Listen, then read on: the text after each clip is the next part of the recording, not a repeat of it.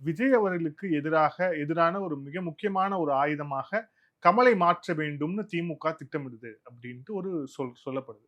உங்களுடைய பார்வை என்ன இந்த கருத்துல? நீங்க சொல்ற கேள்வியிலேயே உங்க பதில் வந்து நான் அதிலேருந்து டிரைவ் பண்றது என்னன்னா, அந்த தேர்தல்ல வந்து 2021ல வடிவேலுவ பயன்படுத்தி, வடிவேலுவை திமுக வச்சு செஞ்சிருச்சு.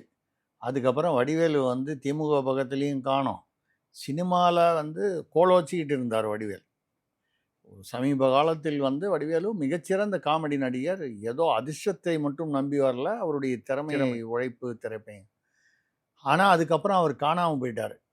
அவர வச்சு செஞ்சுட்டாங்க. நடுவுல அது திமுகவுக்கு பிரச்சாரம் செய்ததுனால நெறைய எதிரிகளை அவர் சம்பாதிக்க வேண்டிய சூழ்நிலை. சினிமாலயும் சரி, வெளியிலயும் சரி. ஆக 2021ல வடிவேலுவ வச்சு செஞ்சுட்டாங்க.